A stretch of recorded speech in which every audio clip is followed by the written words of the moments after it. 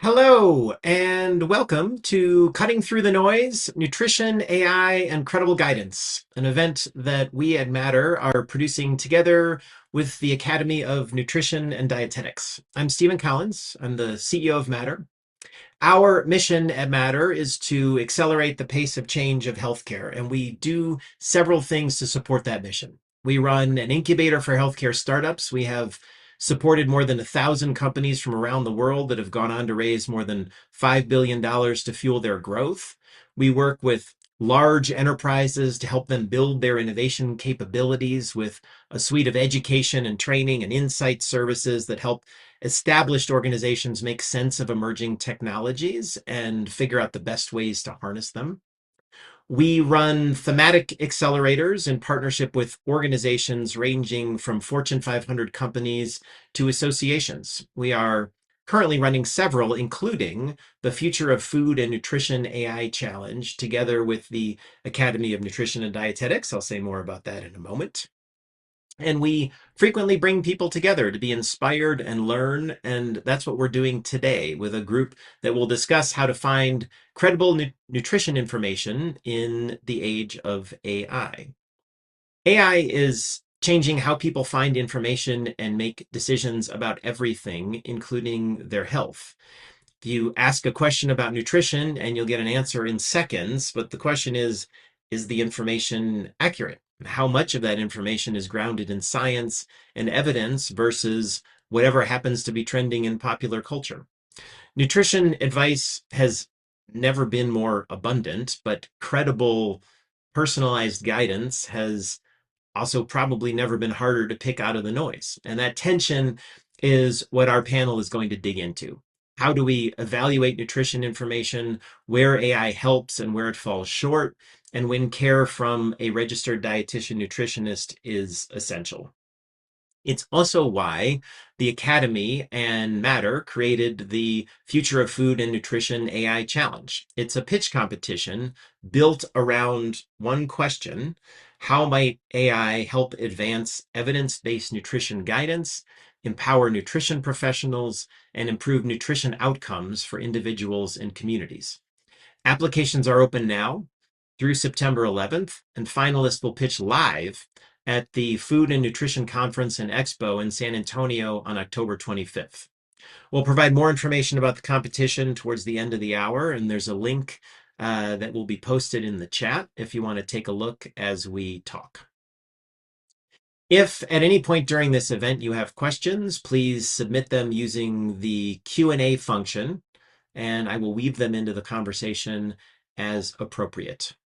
So with that, let me introduce our panelists, starting with Dr. Allison Steiber. She is the Chief Mission, Impact, and Strategy Officer at the Academy of Nutrition and Dietetics, where she leads the Academy's research, practice excellence, and quality and standards work. She spent 12 years as the Academy's Chief Science Officer, leading the systematic reviews and clinical practice guidelines that shape nutrition practice nationwide, and she is a frequent national media voice on nutrition science and policy. Dr. Wesley McWhorter is Vice President of Lifestyle Medicine at Savita Healthcare and an advisory council member of the Teaching Kitchen Collaborative. He's a professional chef, a behavioral scientist, a cookbook author, and a food as medicine expert, a rare combination of culinary training with a doctorate in public health. Kei Murafushi is Vice President of Clinical Growth and Strategy at HHS, where he leads strategic innovation across clinical nutrition programs. He previously built and led clinical nutrition programs at Johns Hopkins, Cedars-Sinai, and Morrison Healthcare, and he's pursuing a doctorate currently at Rutgers, focused on the responsible integration of AI into clinical decision-making. Thank you all for joining us. Please join us on camera and we can get started. And Allison, I'll start with you. You lead the Academy's work across research and quality and standards, and just give us a landscape from that perspective. What is contributing to the confusion that people are experiencing around nutrition information right now? And is AI helping bring clarity or adding to the challenge? Thank you, Stephen. It's so nice to be here and chatting with you on this great panel. I think there's a lot of different factors that are contributing to the misinformation and even the disinformation that we're seeing out in the media and just within any publication, anything you're hearing. Everyone has a voice about nutrition. Everyone has to eat. Everyone has opinions about food, how we should best eat in our, and design our food for our children, for our elderly. I think it's been particularly challenging as we have social media influencers, we have individuals from the government that have different perspectives that maybe don't align with historical guidance that we have given before. So really, dietitians and registered dietitian and nutritionists are here to kind of cut through that misinformation. And the Academy of Nutrition and Dietetics has done many efforts to try to cut through and bring clarity, bring context, bring accuracy, telling what the science really says. We've done a number of different initiatives. The first one I'll mention is the Seat at Every Table, which is an initiative that we launched this year to really cut through that misinformation and say, who are your trusted people that you can go to find out information that is science-based, evidence-based, and is not politicized. And then the other thing we've done is we've created something called the Nutrition Fact Check. And that is a great tool that we can speak to a variety of audiences, whether you want to see the science or you just want to see the short, quick and dirty version of what are the facts behind a particular controversial topic. And you can certainly find that at our website. We have topics like raw milk, we have food additives, we have ultra processed foods, we have different things that are trying to make not take a side, but rather just tell you what the evidence says. So we've been busy trying to cut through a lot of that misinformation. And Alison, you've in a previous conversation we had, you've distinguished between misinformation and then disinformation, and it seems like they're both floating around out there in different capacities. And so, just maybe talk a little bit about that. What's the difference, and do you have different strategies, or is it all just is it all the same strategy to try to counteract that? This is a really important point, Stephen. I think that misinformation is information that is incorrect for whatever reason, misleading. Perhaps it's intentional, perhaps it's not intentional. Perhaps someone made a mistake in something they were saying. Disinformation, the difference here is intentionality. So, disinformation is people are intentionally putting out information that is inaccurate, perhaps to mislead, perhaps to sell a product, who knows? But disinformation is very intentional, and misinformation is just the plethora of individuals who really aren't credentialed nutrition practitioners who are putting out information that they may believe is correct, but is actually not. And so, Yeah. So population to get this right. yeah, and there's just a lot floating around out there that gets picked up in these in by AI engines and everything else. And Wesley, I'll turn to you. You know, you've talked about how this isn't really a new problem. Yeah. It's sort of an expansion of an what happened at the beginning of the internet, hmm and that maybe it's amplifying faster.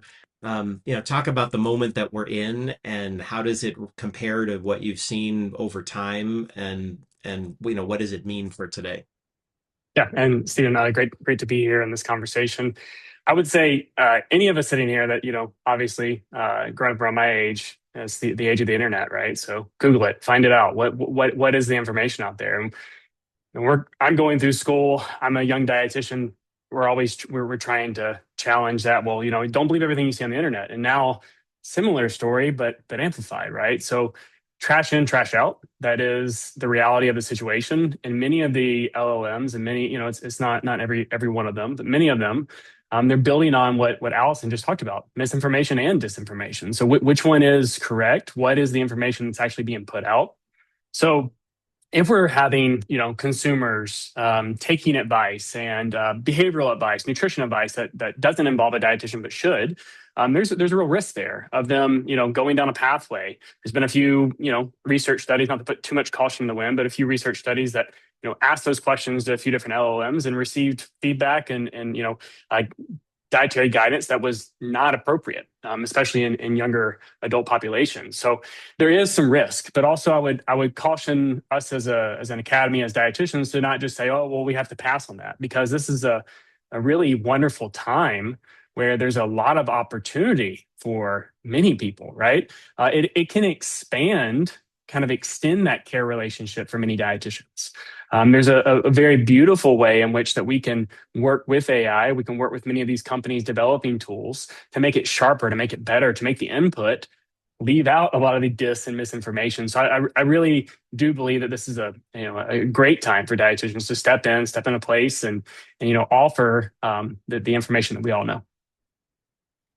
I really appreciate that perspective because it can be easy to look at the mess that's out Yeah, there and just say everything's falling apart yeah, and and there's just so much, crazy information out there and it's hard to cut through.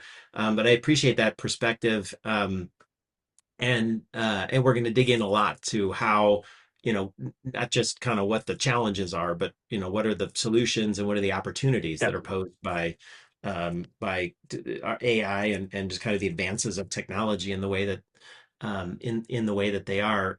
Kay, I want to bring you in a little bit and just kind of follow the thread a little bit on why what's out there tends to spread. And I think maybe spread, a lot of the false information uh, tends to spread faster than maybe the credible information. Um, and and that, these kind of consumer platforms will feed you feed is maybe the wrong word, will serve up content for you, things that you want to hear. And you just talk a little bit more about it. You spent a lot of time on this particular Sure. topic, and it's going to kind of point us in the direction of, what do we do about it, and how do we capitalize in a positive way on the emerging technologies. Yeah, and thank you for having me on this conversation. Really happy to be a part of it. I think one of the things that we want to recognize is that many of these products are intentional for what they do. So I think I talked a little bit about kind of as we were brainstorming before this call that there are products that are built for consumers, and then there's products that are built for healthcare or health management. And so we really have to understand and dissect kind of what are these meant to do? Are they meant to sell a product, or are they meant to actually promote health, promote public health, and really targeting those specific roots of their kind of upbringing? And I think that's really where dietitians can play a key role in making sure that we are actively engaging with these companies, especially if we see them doing it wrong or we're seeing opportunities to improve that. But at the same time, we have to recognize that really, what is the intentionality of these different applications, these different AI tools, and what are they really trying to do? I think we as academics know that even in the academic community, we have really rigorous debates. We disagree on a lot of different topics. And so one of the things that I love is that there's a lot of AI tools out there now that actually will give you even side-by-side comparisons of literature and really show you that there can be slight differences and nuances. And I think that's where, even in the world of clinical decision support, the transparency of that and the fact that AI, it could make judgment calls, but really, if it's transparent about those differences and offering up options, are really great ways to kind of harness some of that mis and disinformation and really helping clinicians make better decisions at the bedside as well. And is that same concept also apply to consumers who are getting this information directly? Like how would you obviously one segment is the RDNs who are looking for the best information in real time and there's always new evidence and new information and can help in that vein. And then the other side of it is just XYZ individual who doesn't have any particular training, isn't a healthcare professional, and they're landing on things. And so, how are you seeing both those two sides of it? Yeah, it's still kind of an ongoing battle. I will say that the most important element to this is public policy. We really have to be a seat at the table to shape how policy is structuring some of these guardrails. We've seen many applications and many technology companies already being sued for a variety of reasons, whether it's the lawsuits around how AI has become now a proxy to a psychologist and things to that effect. I think we're really needing to understand where can policy promote guardrails and really bring evidence that is evidence-based decisions for the consumer. I think it's really great when we're able to talk about our own profession, but when we're talking about the consumer, it really has to start at the policy level. That's really why a lot of the work that I've even done with the Academy and with Allison is really trying to respond to a lot of the federal RFIs on how we can improve some of these policies around where AI is driven and how it's being harnessed and how it's being utilized, particularly in healthcare. Well, speaking of Allison and speaking of a seat at the table, Allison, just to pick this up and talk about some of the things that you are doing and really like how do, you're an organization representing healthcare professionals. And so both you as well as your members, um, given what people are surrounded with and good and bad, what are the things that you can do and that your members can do in order to kind of effectively compete with the information that's flowing around there, and would love for you to specifically talk about some of the initiatives that you're doing, a seat at every table, the nutrition fact check, and how these are helping bring clarity to the whole landscape. Absolutely. So I think I want to say a few things about us as an organization. Our role as an organization is to support our practitioners, to improve the health of the population via credentialed nutrition professionals and the nutrition community at large.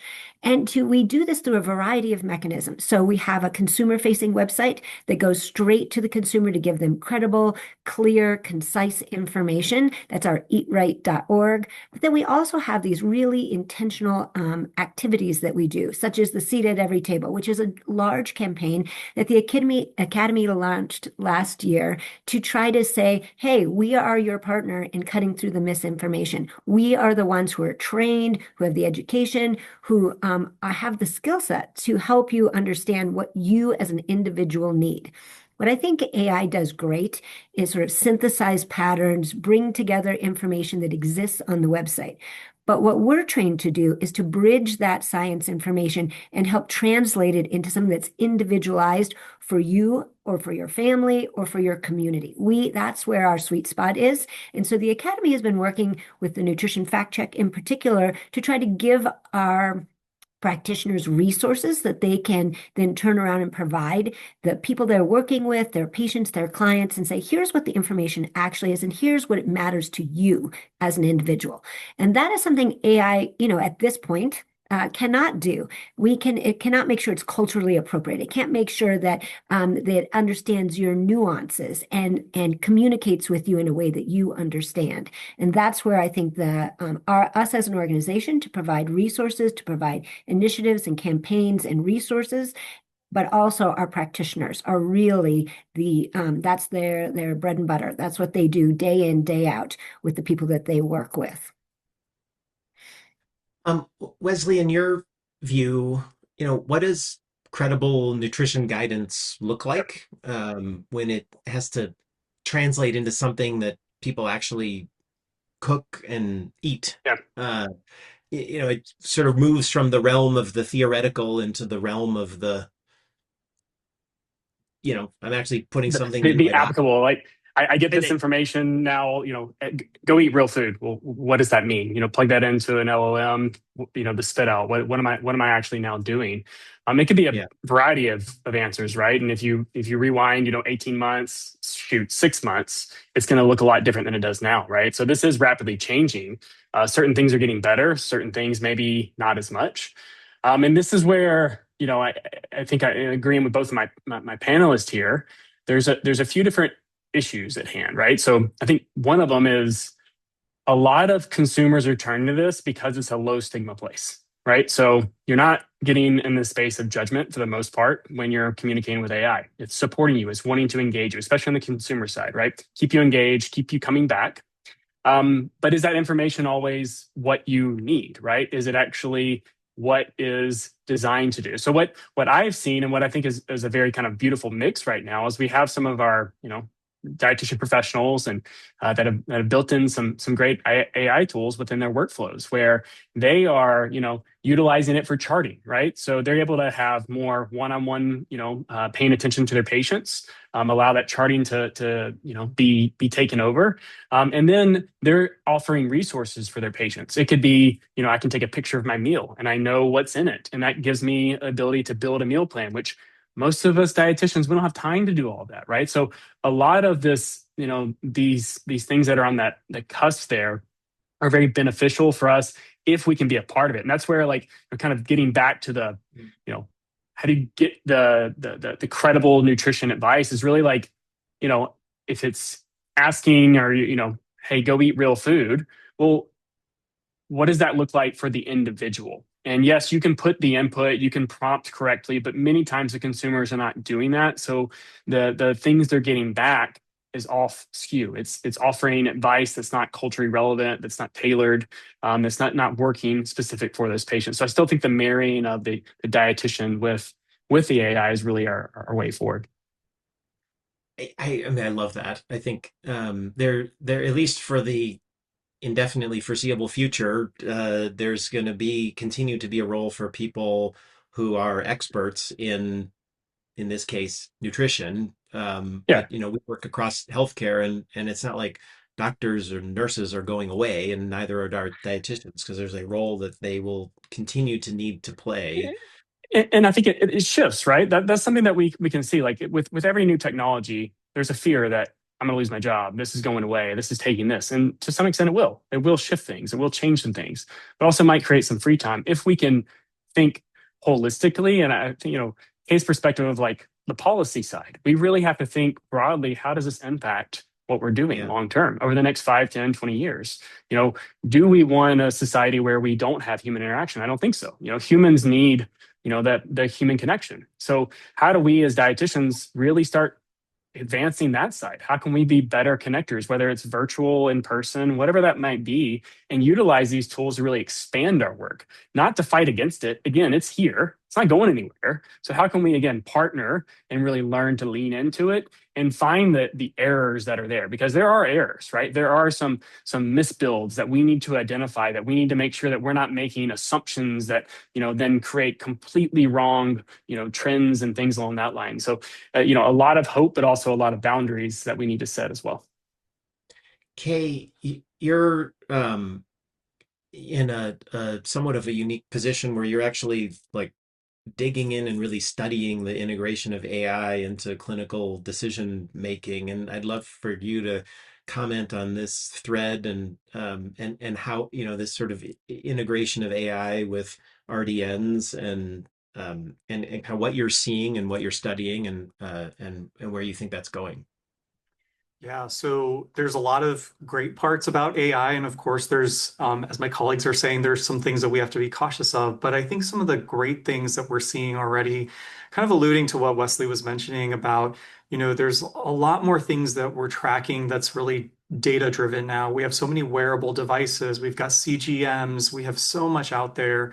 And so it's really allowing us to better crunch things and really bring to the surface risk stratification and risk identification. So particularly in healthcare, we're looking at malnutrition a lot. So we're seeing AI tools really trying to identify malnutrition early. With CGMs, we're really trying to understand how community behaviors are impacting hypo and hyperglycemic tendencies and really how to get early interventions for those folks. And so we're doing a great job of really starting to get there. The other piece that I want to bring to the table is that, especially in hospitals where the patient is exposed to so many disciplines, when you have large data crunching AI models, they're actually able to see a better picture of some of the interdisciplinary touch points and how data from one discipline impacts the data of another. And so this may actually be a great way to highlight some of the interdisciplinary strengths, how we're managing disease states, how we're managing a patient. Now, the data is only as good as it gets. If you're not tracking that data, it doesn't see it.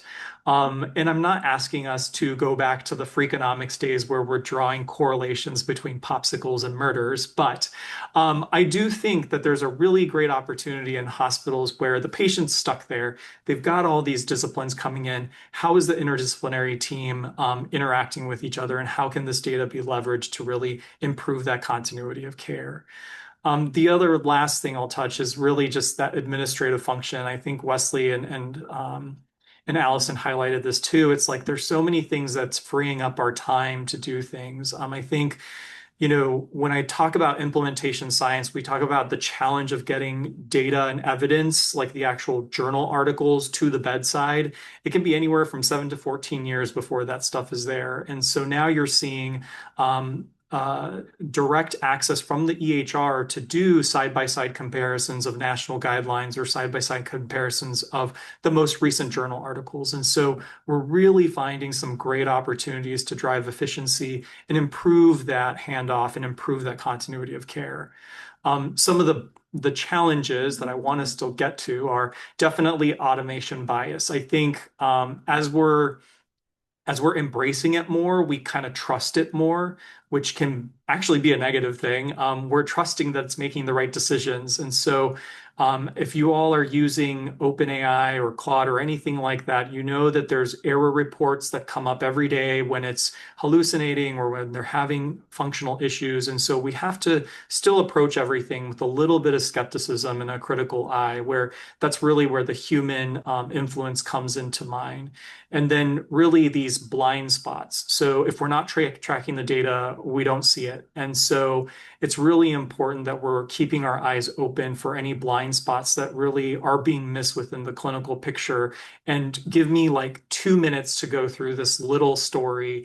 I always love telling this story because for those of you who are in performance improvement, it's always this kind of reminder of our blind spots. It's the Vienna sausage story. If you're not familiar with it, Vienna sausage, they used to work in an old factory, and they actually did a huge performance improvement to move into a state-of-the-art factory. They cut down their production times. They were able to produce sausages so quickly. But unfortunately, their recipe and everything didn't come out right. And so the sausages were pale, they weren't the same. And they had a lot of pushback. And what they found was that when a bunch of workers got together at the bar, they talked about this guy, Irving, who used to carry the cart from point A to point B, and it took like 10 minutes to do. But when he was going through the factory, he was actually picking up an aging process of the sausage that they had completely missed.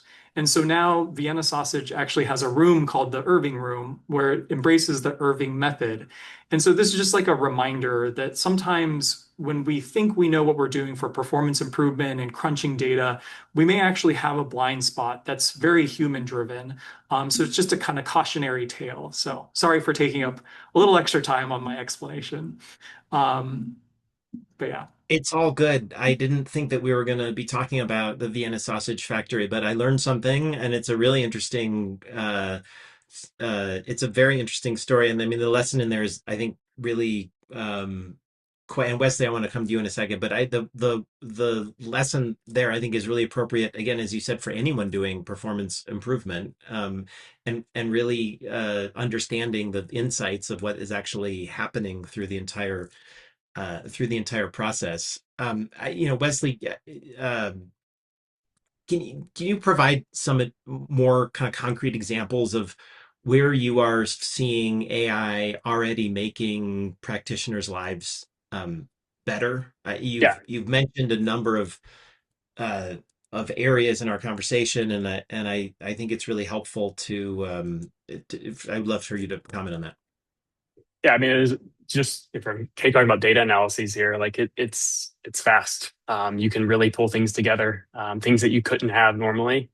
And with some caution, right? So without the proper, back check and show me your work, you could have some really bad math going in. Giving an example, if you tell a model, hey, let's see how many patients I'm seeing. Well, if you don't specify, well, I only work 5 days a week, you might have some errors there, right? It might be run off of 7 days. So really understanding the inputs of what you're asking for. But the data analyses can be very beneficial, pulling together what we would think were two disparate areas that would take a substantial amount of time and effort that, to be frank, many times in the nutrition world, it's going to be put towards something else as a higher dollar area.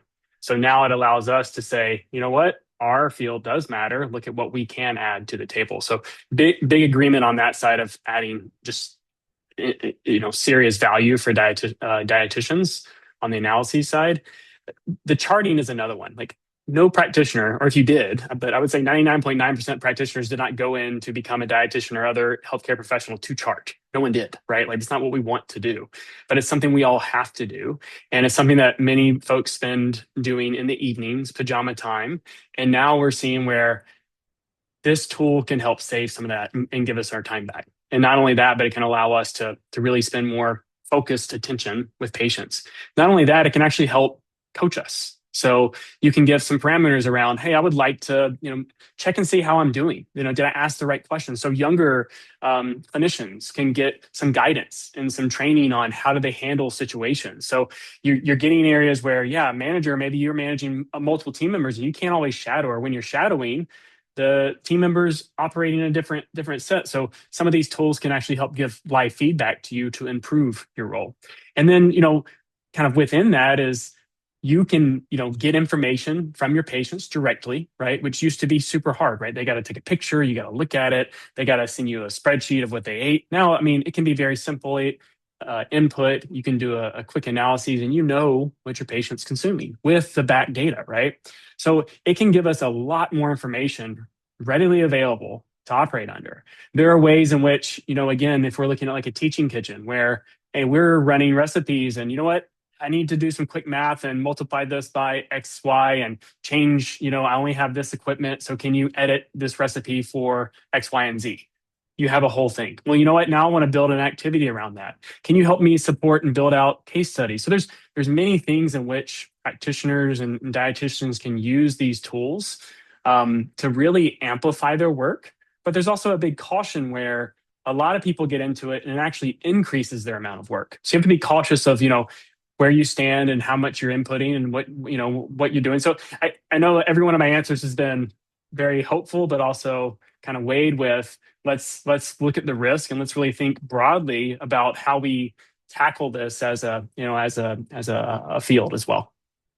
There was one other thing I think that you mentioned, which was that something about patients would they would report that they have an easier time in certain cases talking to AI than because they didn't feel like they were being judged. Yeah, one of the articles I recently done, and the reporter interviewing consumers, and that was a lot of consumers reported that I didn't feel judged. And it's not to say that like any one dietitian did that, but in general, if you're going and you're sharing something personal, you don't know that person, it's you feel like it's going to take me some time to build trust. You don't have that same thing always with an AI tool. So a lot of people are opening up to these AI tools and giving a lot of information that, quite frankly, dietitians would be keen to have to be able to operate under. So there could be some partnering where you're getting that and then being able to see it. But if it is separated, it can create some misinformation. And that's what, I think the caution is making sure that these line up. But there is a lot of beauty in there where it extends the role of the dietitian. So I'm a single parent, I'm at home. My dietitian, they told me I need to cook X, Y, and Z, but it's 7 p.m. I can't just text them. But there's an agent that, they've set up that I can text and it can give me the information that they will check and see, and I can follow the advice that the dietitian is approving. So there's a way, again, that we can take these tools, not separate the dietitian, but really include them within the role of utilizing and expanding AI to reach our patients and help them achieve their goals. Allison, and then Kay, I want to ask you a version after this of a kind of related question. But Allison, I'm curious, how are you and the Academy yourselves using AI? And there are a number of questions that people are asking who are listening, asking about specific tools, specific products, specific, like getting specific about, how can they use AI in their daily work to make, their lives and the care they're providing better. So talk a little bit about how you're using AI and how the Academy is using it. Yeah, that's a good question. So, part of our new strategic plan, Pillar 5, was about operational excellence. And a big piece of that is how do we become more efficient so that we can do more for our members, more for the population, with less? Just exactly what Wesley was talking about. How do we maximize the things we as humans have to do compared to what we can leverage using different AI tools? So, I'll give one example. One of the things my team does, and you mentioned it in my introduction, is we create evidence-based practice guidelines. We do this through synthesizing huge amounts of evidence that already exists within the scientific literature. And it takes, as my colleague always says, there's no such thing as a rapid review. They're just long, really laborious reviews. So how can we make that simpler and synthesize that information faster while still ensuring we have the human touch so that we're ensuring quality checks are occurring each time we do that? So systematic reviews are something that we do to ensure that the resources and evidence that we're providing our members, and they in turn are providing the population, are accurate, and that we aren't being cherry picking or being biased in the way we synthesize that information. AI is a great tool for that. We're exploring different ways that we can take something that perhaps took 2 years, now takes maybe 6 months. So those are the kinds of efficiencies we are trying to look at. We always have one of our methodologists saying, applying the risk of bias tool to determine quality, but this allows us to put out more evidence-based information, more guidance, whether it's on celiac disease or hypertension or some of the new issues that are evolving now. We're looking at bioactives. Why should we put those blueberries in that smoothie or not? And those kinds of things, we can provide you really good information quicker if we use the AI solutions. So that's just one way we're trying to operationalize the academy and the work we do at the academy to get more information out. Kay, you've built clinical nutrition programs inside of multiple health systems. There was somebody in the audience who was saying their health system isn't really using AI so much, and they're not kind of sure where to start. How I would love to talk about your experiences inside of these systems, and what are some of the kinds of things that you've built using AI that are, really helping, and also how should a system kind of distinguish between tools that really are supporting and enabling and empowering dietitians to be, uh, you know, better and more efficient in providing better guidance versus ones that, maybe, well, aren't doing that. Sure. So I'm going to break your question down to multiple parts. So I'm going to start with the first one, which is kind of about, how do I get AI into my healthcare system? I think I always love to start with the problem first or with the question first. Kind of, what am I using this for? What do I want to resolve? What are the issues that we want to target? How do we want to kind of solve these age-old questions? And I think it would be very difficult to kind of start with the AI and then try to fit it into your system. I think when I talk about implementation science a lot is the challenge of when you take a tool that wasn't designed for the clinician, it was designed to solve a problem, you're going to get a mismatch. And so it's just making sure we kind of start with the problem first, start with the issue we want to tackle before we start talking about what tools are out there. Because we may not find a perfect fit, but we might find something that will help us resolve this issue together. And so there's so many companies out there that you have to make sure that you're not just picking the one that has the most fancy PowerPoint, right? You need the one that's got an implementation plan that's really going to work through some of the challenges to build fidelity, to be feasible to be in your healthcare program. And to the other question of kind of where have I used this or how have I seen it be utilized? I've done a lot of work with a company on malnutrition, and we've seen a lot of improvements on early detection, early identification. Now, there's definitely some challenges to that. And what's great is that some of these companies work with you for a very long duration, like even a pre-pilot phase, to really make sure that it's fit for your system, your healthcare model. And so I think it's really important that as you all are kind of going out there and evaluating companies, that you're trying to start answering a couple of questions for yourself. Like, number one, is there transparency? Is there explanations to some of the outputs that they're deriving? Is there a way to give feedback? A lot of companies have created thumbs up, thumbs down, and even the thumbs down can escalate a whole triage of tickets and things to that effect. So really having that continuous supervisory model where you're able to provide feedback. I think that companies need to make sure that they're embracing reversibility parameters. So if there's oversight, how do we reverse? And then also, it's a difficult conversation to have. We always talk about business continuity, but is there a de-implementation plan? If it's not working, if it's not a right fit, how do we approach this really tough conversation? I think companies need to be a little bit more humble and really own up to the fact that maybe not every size fits all. And so we do have to create some of these strategic plans of implementation, sustainment, and then if it's not working, what is the pullout factor? How do we make sure that we can do this in a sound way that's not interrupting clinical flow? So that's kind of the other piece of just evaluating how we're kind of carrying this out. And I think that answered most of the questions. It was a long question. I apologize. It was sorry, it was a long question, but I think it's very helpful.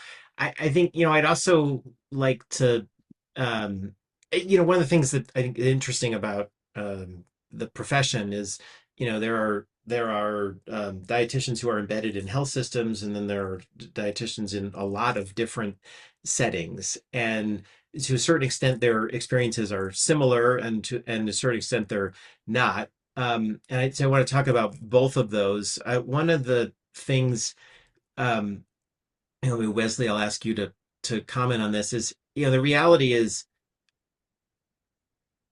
most people, not who are not RDNs, but most people are consulting ChatGPT or Claude or Gemini or whatever, for health information.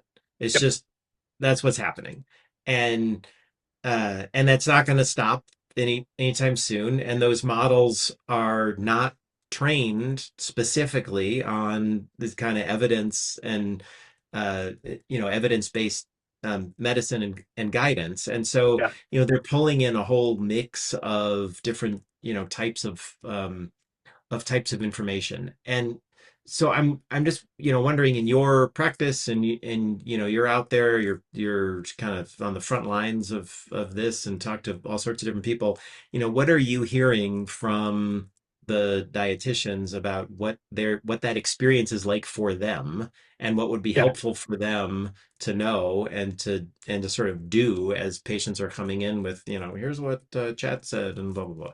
Yeah, I think anybody that's listening, you've probably run into this where it's an amplified version of I Googled this, and this is what I got. This is what I should be doing, which I laugh a little bit, but it's nice that someone comes in prepared and they come in and like, hey, I have a sincere concern. So as dietitians, we're trained to unpack that and really get to the root of the core of the problem and dispel some of that misinformation or disinformation. So don't get away from that, right? Like that's still, no matter what direction we go in, which way, but that will always be there, right? That is part of what we have to do as part of our counseling techniques. So that's the first piece. The second piece is once you start working with these patients is, okay, well, if you're going to use this, how can you set parameters, right?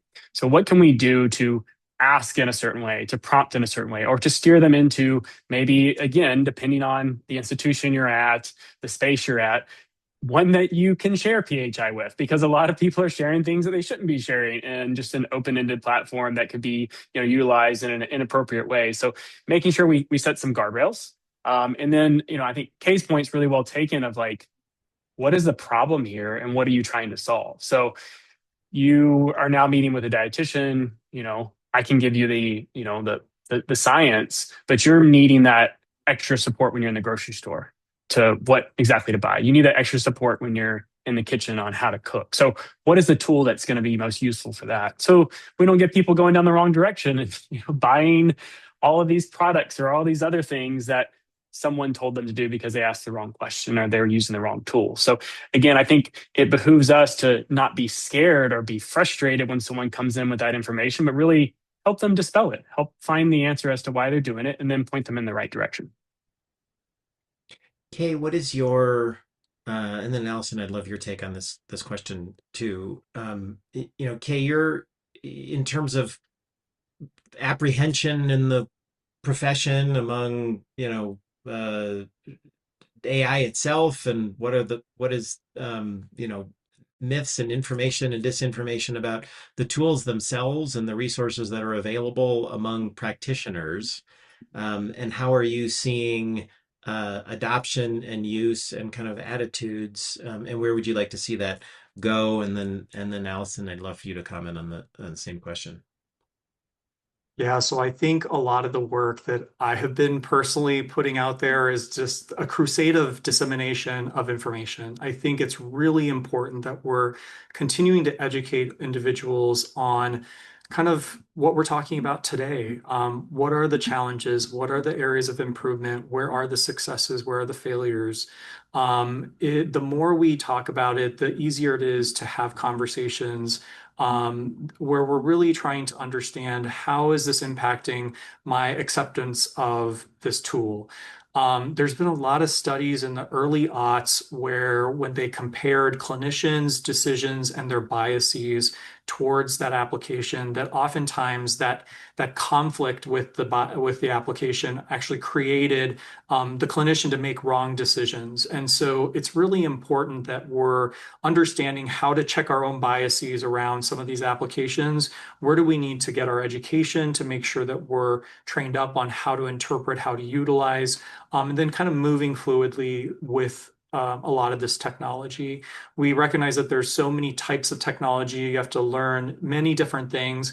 God forbid, I don't want to memorize another password to another application, but it's so important that we're understanding kind of what are these issues that we're having? How do we make sure we're critically working through this? And then, as Allison's mentioning, like having a seat at the table. These technology companies are not experts in nutrition, so they need us to be there. So the more we're offering up that hand, the more we're offering ourselves to be a subject matter expert, the better acceptance there is even for them to some of the pushback our clinicians are giving out in the field. So really, my work is continuous dissemination and educating. And I ask even people who are attending today, continue to give us your feedback, even in the question and comments area, because I like to read them afterwards. I like to see what people are concerned about. And even prior to today's call, I mentioned, oh, I just did 3 other calls and everybody was so doom and gloom. And I really want to make sure we're talking about the good parts. And so definitely continue to give us feedback because we're also a part of this dissemination strategy to help understand what's going on in the world of not just AI, but also innovation in clinical workspaces in general. Sorry, Wow. my Yeah, let me see if I can add just a little bit to that. I think what we're hearing a lot is dietitians say things like, I'm worried AI is going to take our job. I'm worried that it's going to replace me. I'm worried that the things I do on the day to day, are now being done by others and that my credibility, my respect is being impacted. And I certainly do think that there are certain functions and tasks that dietitians have historically done that AI can do faster. And, maybe it's check a menu or maybe it's doing something very, very quickly that's a very low functioning. But what I would throw out to as a profession is that we have an entire range of a scope of practice. We have things that are kind of at the lower end of that scope of practice that may be things like telling somebody what foods contain fiber in it. Surely that's not a thing that we're going to have a turf war over, right? That's something that if AI wants to say, here's the sources of soluble or insoluble fiber, we're okay with that. But we have a whole further range where we do very high functioning, critical thinking, intensive nutrition support activities, placing feeding tubes, all kinds of activities that AI is not going to do. And so we as a profession have to work at the top of our scope and we have to function and we have to showcase what the top of our scope is. And thankfully, one of the things, and you can see in the back of my screen here, FNCE this year is going to do a lot to talk about AI. So we're certainly going to have this wonderful competition with Matter, but there are also multiple sessions, multiple training opportunities, different products that will be coming out from the Academy that can help our practitioners say, where's the top of my scope and how do I get there? And how do I incorporate AI to supplement and support the work I'm doing, but not take over? And I think that's the sweet spot. And I think you've heard Kay and Wesley say that a little bit. But I think that we, like every other profession, have to figure out how to use it as a tool in our tool belt, but make sure we're always practicing at the top of our scope. Yeah. So I've been throughout this, trying to look at the questions that people are asking and kind of weave them in, and we've touched on most of them. There's a question that doesn't exactly fit, but I think it's really quite interesting. There's someone who is teaching a collegiate level nutrition course and is getting pushback. So, he's saying that, I don't know if it's a he or she, but saying that, students haven't responded so well to the idea that, AI is here. And so we have to learn how to, live with it, but, even maximize the value of it. There's another, question in here about, that there's a lot of mistrust around AI, which is well deserved, and the accuracy that it has. And maybe Wesley, I'll start with you because I know you're an AI optimist. And the potential that it has. So, any advice for this one particular individual about how to, talk to students about, the fact that they're going to be coming out of school into a world where AI is part of the reality, and what does that mean? And maybe just touch Yeah. on a little bit on the accuracy and mistrust that people have. I think 6 years ago, we're going through the pandemic. We all thought kids that were going through college then were going through a lot, and it was a big change. And now, with AI, it's even maybe even a bigger shift on how we think. What are you operating under? The concern's legitimate. I would say don't dismiss it. I would structure assignments around the concern. Like, how do we work towards better environmental use of AI? Should we have safeguards in place on when you should utilize it? And really, embrace those concerns, because our youngest, future clinicians, they're the ones that will create the future for us. They're the ones that see the issues before a lot of us adults do, right? A lot of us more senior folks. So, my opinion, like any responsible AI use should also have responsible AI education. We should be educating on it. Like, when you graduate and you get out, you're going to be faced with a world where it is utilized in all areas. So you need to be prepared on how to operate in that space, but that doesn't mean that you should be quiet on your concerns. Just like, earlier in my career, there were many concerns I had around cultural inclusion with food. Many of our textbooks did not talk about that. Now it is shifting and changing. So I would not, advise that professor, instructor to quiet those students, or honestly have them amplify it through assignments. It's helpful advice. And Allison, looks like you might want to add something to that. Yeah, if you don't mind. We've had a number of these topics that educators have come to us and said, we're just not exactly sure what to do with this and how we want to teach critical thinking. And so one of the things, and I'll use the dietary guidelines as an example, they came out this year and people were not exactly sure how best to implement that and to talk about that in their classes. And we particularly talked to a number of educators who are teaching other disciplines, nurses, physicians, dentists. And one of the things that both with AI and I think subjects that perhaps are a little more controversial is asking the student themselves to do projects, research, bring back the data, critically evaluate the AI tool perhaps that they're looking at. What are the pros? What are the cons?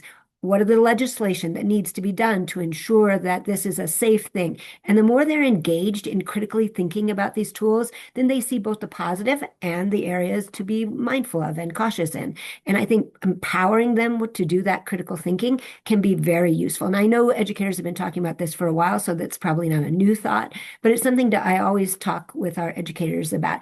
If the students don't like it, that's fine. They don't have to like it, but they have to know the data. They have to know the evidence that drives that. And are they being slightly biased themselves? Do they have all the facts? And that's another way to think about it. And I So, would love to put oh, in a go plug ahead. if possible. Yeah. So I'm also the co-chair of the Artificial Intelligence Task Force, which is a joint task force between the Academy and ASN, American Society for Nutrition. And we developed a resource guide for practitioners. We published it in both journals. It's available, but there's references to frameworks for making fair principled decisions around AI, but also some articles that we reference as well to help with kind of developing some checklists for making decisions around things. And so it's a great resource. There's lots of definitions and core principles that we reference. So just utilizing that, and we'll drop the link, I think, in one of our avenues here. Great. Well, thank you. And Allison, I want to, we've spent this most of this conversation talking about the challenges and also the opportunities. And, we started with the noise and, the kind of variety of quality and not quality of information that's out here and where AI helps and how these tools are really going to be implemented in practice. And wanted to uh, turn to you to just say a few words about the pitch competition that I mentioned um, up front. But can just talk a little bit about the future of food and nutrition AI challenge. Right. So first of all, I want to thank everyone for joining us for today's conversation. This, I hope, lit a little fire to begin thinking about different ways we can embrace or be cautious about AI. But this discussion is just the beginning, and that applications are now open for the Future of Food and Nutrition AI Challenge, a competition, as Stephen has said, from the Academy in collaboration with Matter, that is seeking to identify and elevate innovative solutions shaping the future of nutrition and dietetics. We welcome startups, entrepreneurs, researchers, technology developers, and multidisciplinary teams at any stage of development who are working at that intersection of AI, nutrition, and healthcare. Special consideration will be given to those teams that have a dietitian, an RDN, or an NDTR on them.